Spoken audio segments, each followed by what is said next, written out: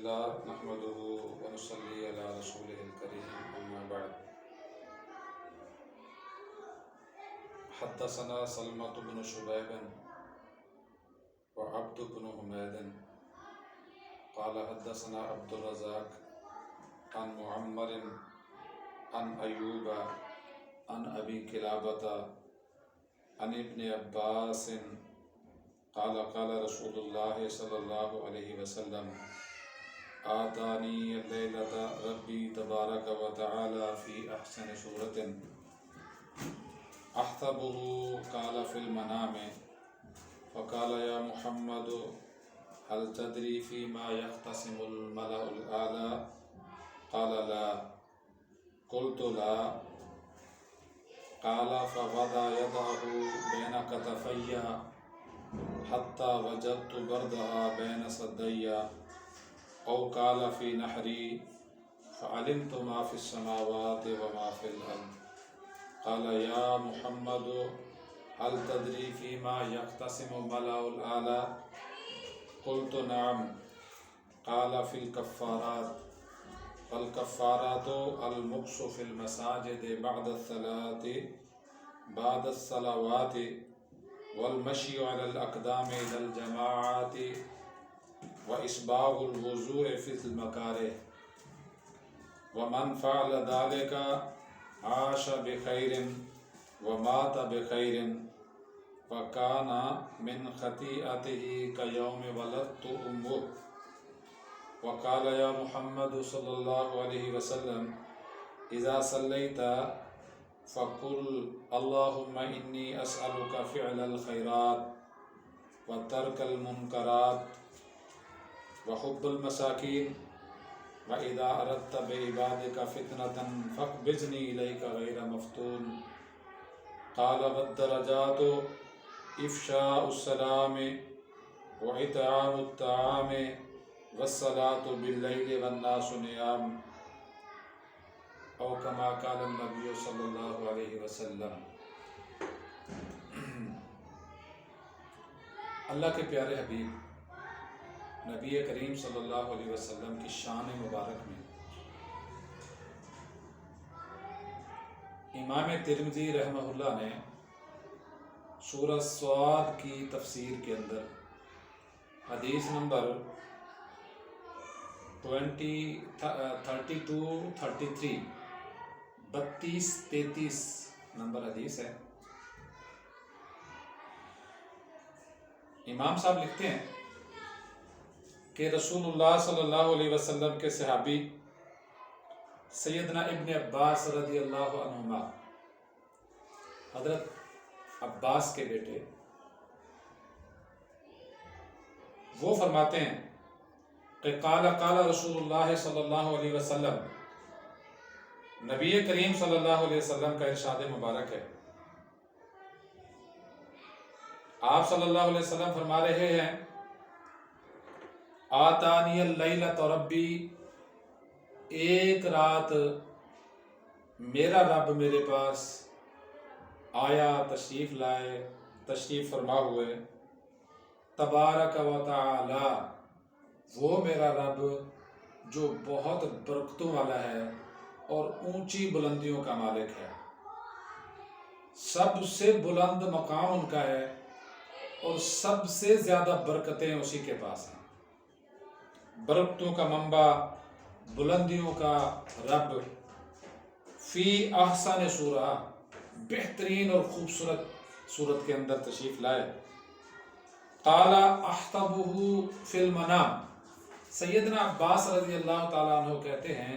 سیدنا ابن عباس رضی اللہ تعالیٰ عنہ کہتے ہیں کہ میں یہ سمجھتا ہوں مجھے یہ یاد ہے کہ رسول اللہ صلی اللہ علیہ وسلم نے فرمایا کہ اللہ تبارک و تعالیٰ مجھے خواب میں آئے. ایک اور حدیث میں نبی کریم صلی اللہ علیہ وسلم کا یہ پورا واقعہ اور یہ حدیث موجود ہے. اس میں تذکرہ کچھ اس طرح ہے کہ ایک دن صحابہ کرام رضوان اللہ اجمعین صبح کی نماز کے لیے فجر کی نماز کے لیے آپ صلی اللہ علیہ وسلم کا انتظار فرما رہے ہیں اور یہ انتظار اتنا لمبا ہوا کہ صحابہ کو لگا کہ فجر کی نماز لیٹ ہو رہی ہے. وہ کہتے ہیں کہ ہم نے سورج کی کرنیں ایسی دیکھی کہ ہمیں لگا کہ سورج طلوع ہو جائے گا. پھر رسول اللہ صلی اللہ علیہ وسلم جلدی میں تشریف لائے اور آپ صلی اللہ علیہ وسلم نے آ کر مختصر نماز پڑھائی. مختصر نماز کے بعد نبی کریم صلی اللہ علیہ وسلم نے فرمایا کہ جہاں میرے صحابہ بیٹھے ہیں وہیں تشریف رکھیں، میں اپنے لیٹ آنے کی وجوہات بیان کروں گا. اس کے بعد رسول اللہ صلی اللہ علیہ وسلم نے فرمایا کہ میں تہجد کے لیے اٹھا تھا، جتنا اللہ نے مجھے توفیق دی تھی تہجد پڑھنے کی میں نے پڑھ لی، پھر میرے اوپر نیند غالب ہوئی اور پھر میں سو گیا اور پھر مجھے نیند آ گئی. تو میں نیند سے جاگ رہا تھا، اسی سما میں اسی وقت میں میرے رب میرے پاس تشریف فرما ہوئے خوبصورت شکل میں. تو اس کے بعد باقی پھر ساری یہ حدیث ہے جس کا میں نے آپ کے سامنے پہلے پڑھ کے آپ کو سنایا ہے. تو اللہ کے رسول صلی اللہ علیہ وسلم فرماتے ہیں کہ خوبصورت شکل میں میرا رب میرے پاس تشریف فرما ہوا اور مجھے پوچھا، فقال یا محمد صلی اللہ علیہ وسلم، اے محمد صلی اللہ علیہ وسلم یہ بتاؤ، هل تدری فیما یختصم الملأ الاعلی، آپ جانتے ہو، آپ کو معلومات ہیں کہ ملأ الاعلی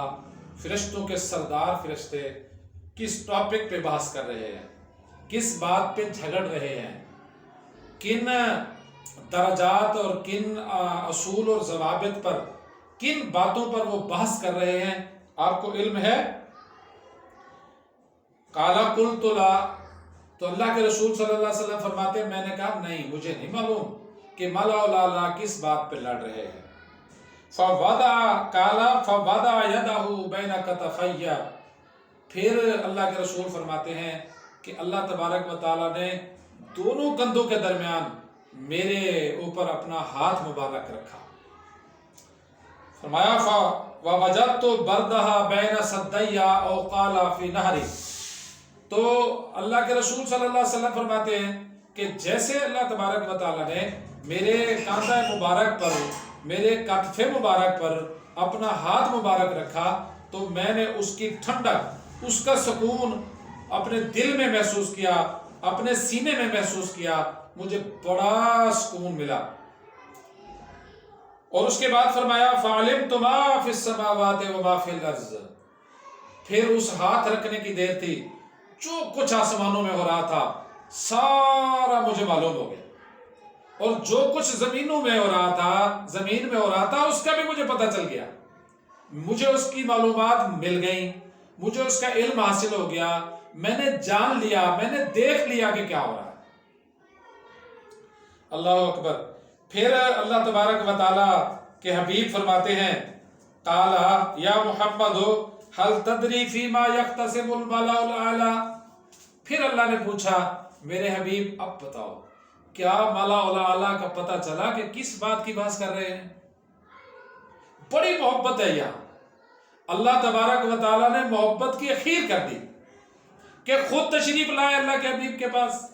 اپنا ہاتھ مبارک رکھا، اس کے ساتھ اپنے حبیب کو انتہا درجے کا سکون پہنچایا، اور پھر زمین اور آسمانوں کے علم عطا فرما دیے،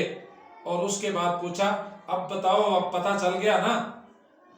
جس طرح پیار میں بندہ کسی چیز کا اظہار کر کے کہتا ہے اب پتہ چلا کہ کیا میں کہنا چاہ رہا تھا، اب پتہ چلا کہ کس بات پر بحث کر رہے ہیں. تو رسول اللہ صلی اللہ علیہ وسلم فرماتے ہیں قلت نعم، میں نے کہا ہاں مجھے پتہ چل گیا ہے، مجھے علم ہو گیا کہ کس بات پر بحث کر رہے ہیں. قال فی الکفارات، یا اللہ وہ تو کفارات پہ لڑ رہے ہیں، کفارات کے ٹاپک پہ ڈسکس کر رہے ہیں، اس پر بحث کر رہے ہیں، اس کے درجے، اس کے مقام مرتبے کو بحث کر رہے ہیں. ملأ الاعلی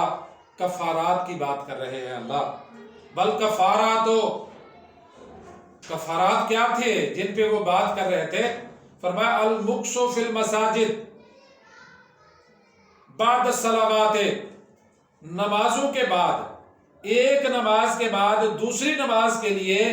خود کو مسجد میں بٹھا لینا، پابند کر لینا، اس کے انتظار میں بیٹھنا،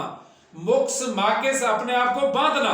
اپنے آپ کو پابند کرنا، اپنے آپ کو مطمئن کرنا اس بات پر کہ میں نے مساجد کے اندر اگلی نماز کے لیے بیٹھنا ہے۔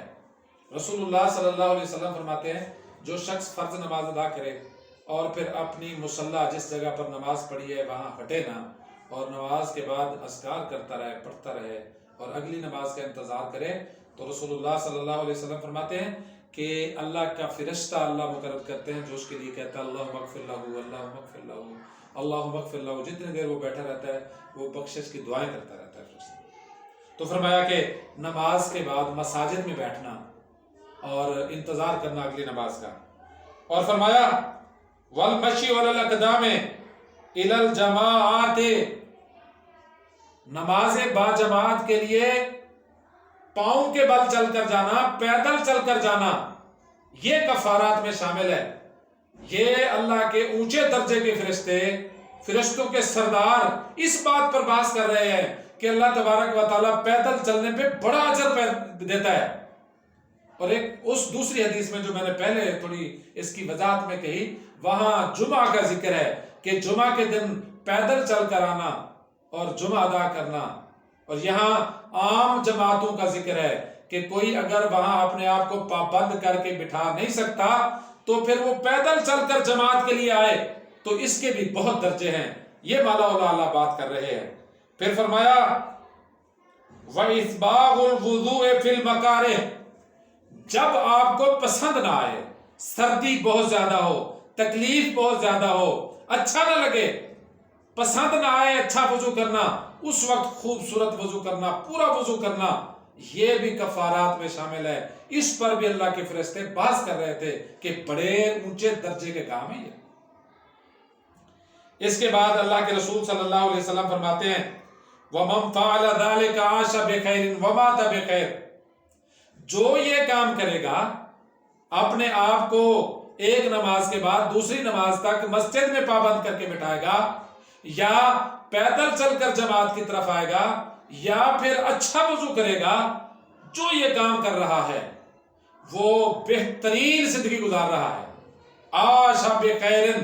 اس سے خیر والی زندگی ہے ہی کوئی نہیں۔ عاش کے معنی تین ہیں، ایک ہے روپیہ، پیسہ، معاش، معیشت، ایک عاش زندگی، ٹوٹل زندگی، جوانی سے لے کر مرنے تک، پیدا ہونے سے لے کر مرنے تک کی زندگی۔ اور پھر فرمایا ایک یہ ہے اس میں شامل، اس عاش کے معنی میں کہ جوانی، جو جوان ہوتا ہے اس کو بھی عاش کہتے ہیں، وہ بھی جوانی کا یہ پروان چڑھنا۔ تو فرمایا جوان بھی بہترین جوان وہی ہے، خیر پر وہی ہے جو یہ کام کرتا ہے۔ گویا اگر یہ کام کر رہے ہیں آپ، اگر آپ جوان ہیں تو خوبصورت جوانی ہے۔ اور ویسے بھی رسول اللہ صلی اللہ علیہ وسلم نے فرمایا کہ جو جوان اللہ کی عبادت میں نشو و نما پاتا ہے، اللہ اپنے عرش کے نیچے قیامت کے دن سائے میں جگہ دیں گے، اس کو سکون کی جگہ دیں گے، اس کو پناہ دیں گے۔ 7 بندوں کو جگہ ملے گی عرش کے سائے میں، جب کوئی سایہ نہیں ہوگا، جب لوگ دھوپ میں بلک رہے ہوں گے، تڑپ رہے ہوں گے، جب سورج سوا نیزے پہ ہوگا، زمین تانبے کی طرح پگھل رہی ہوگی، شدید گرمی ہوگی، اللہ تبارک و تعالیٰ اس وقت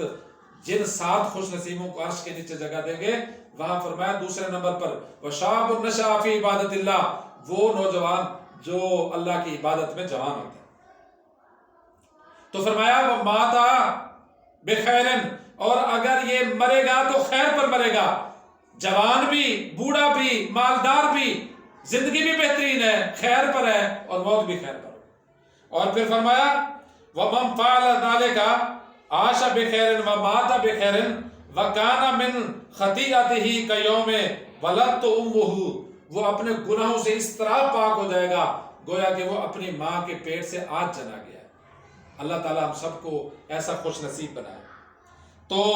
پھر اس کے بعد اللہ تبارک و تعالیٰ کے پیغمبر فرماتے ہیں وَقَالَا، اور پھر اللہ نے مجھے کہا یا محمد صلی اللہ علیہ وسلم، اے محمد صلی اللہ علیہ وسلم، اذا صلیت،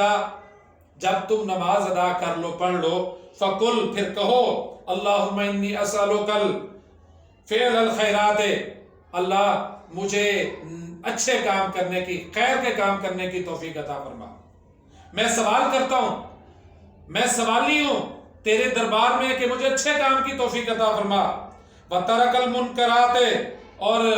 برے کاموں کو ترک کرنے کی توفیق عطا فرما، وحب المساکین اور مسکینوں کے ساتھ محبت نصیب فرما، وَإِذَا أَرَدْتَ فِتْنَةً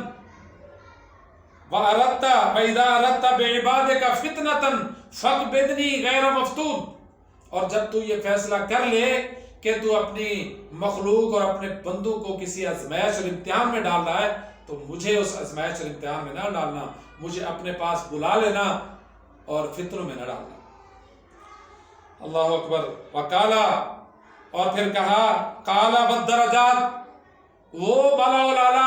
اونچے درجے کی باتیں بھی کر رہے تھے کہ اونچے درجے والے کام کون سے ہیں؟ فرمایا افشاء السلام، سلام کو عام کرنا، سلام کرنا لوگوں کو۔ اور آج تکبر اور غرور کا یہ عالم ہے، ہم سلام نہیں کرتے، ہم ہے ہیلو کرتے ہیں، وہ بھی آج تو نہیں رہا، سلام نہیں کرتے لوگوں سے۔ اللہ کے رسول صلی اللہ علیہ وسلم فرماتے ہیں بلوا ارحامکم ولو بالسلام، لوگوں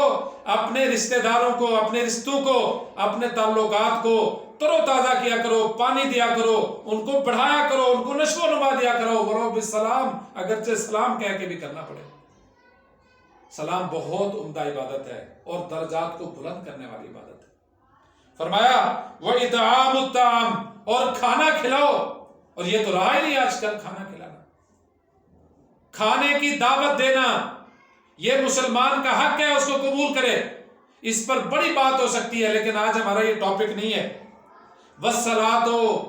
بِاللَّيْلِ وَالنَّاسُ نِيَامٌ، اور رات کی نماز جب لوگ سوئے ہوئے ہوں، تہجد کی نماز، یہ درجات کو بلند کرنے والی۔ اب میرے بھائیوں دیکھیں، میری بہنوں یہ دیکھیں کہ اللہ تبارک و تعالیٰ نے نماز سے شروع کیا اور نماز پہ اینڈ کی، اور یہاں پر اللہ کے رسول صلی اللہ علیہ وسلم کی شان بھی یہاں موجود ہے کہ اللہ تبارک و تعالیٰ خود اس کام کے لیے، ان درجات کی بلندیوں کے لیے، ان کفارات کی تعلیمات کے لیے خود تشریف لائے، جبرائیل کو نہیں بھیجا۔ اور اللہ کے رسول فرماتے ہیں کہ اللہ بہترین خوبصورت شکل میں آئے اور میرے کاندھے مبارک پر آ کر اپنا ہاتھ مبارک رکھا۔ اتنی بڑی شان اللہ کے رسول صلی اللہ علیہ وسلم کی آج تک ایسی شان کسی کو نہیں ملی۔ پھر اللہ کے حبیب فرماتے ہیں کہ اللہ تبارک و تعالیٰ نے وہ ہاتھ رکھا، مجھے اتنا سکون ہوا، اور پھر اللہ نے جو کچھ آسمانوں میں ہو رہا تھا اور زمین میں ہو رہا تھا سب اوپن کر دیا، سب واضح کر دیا، اور مجھے اس کی معلومات مجھے مل گئی، مجھے اس کا علم ہو گیا۔ تو اللہ کے رسول صلی اللہ علیہ وسلم کا یہ مرتبہ، یہ شان، اس جیسا شان کسی کو نہیں ملا۔ لیکن یہاں سوچنے کی بات یہ ہے کہ اللہ کے رسول اتنی شان والے، اللہ تبارک و تعالیٰ خود تشریف لائے، تحفہ کیا دیا؟ مسلسل نماز ہے، نماز کے لیے وضو کرنا ہے، نماز کے لیے مسجد میں بیٹھنا ہے، پیدل چل کر آنا ہے، خیر کے کاموں کا سوال ہے، برے کاموں سے بچنے کی اللہ سے توفیق ہے، اور مساکین کے ساتھ محبت کی توفیق ہے، سلام کو عام کرنا ہے، اور اللہ کے رسول صلی اللہ علیہ وسلم فرماتے ہیں کہ کھانا کھلانا ہے، اور آخر میں پھر فرمایا کہ نماز پڑھنا، جب رات کو لوگ سو جائے، تہجد کی نماز پڑھنا۔ اللہ تعالیٰ مجھے آپ کو اس حدیث کی روح سے نمازوں کی پابندی نصیب فرمائے۔ اللہ تعالیٰ مجھے آپ کو مساکین کے ساتھ محبت اور ان کو کھانا کھلانے کی توفیق عطا فرمائے، اور اللہ تبارک و تعالیٰ ان کاموں کی بدولت، ان کاموں کے کرنے اور شوق کی بدولت سے اللہ تبارک و تعالیٰ ہمیں ایسے گناہوں سے پاک کر دے جس طرح بچہ اپنی والدہ کے پیٹ سے پیدا ہوتا ہے، تمام گناہ اللہ تعالیٰ معاف کر دے۔ وآخر دعوانا ان الحمد للہ رب العالمین۔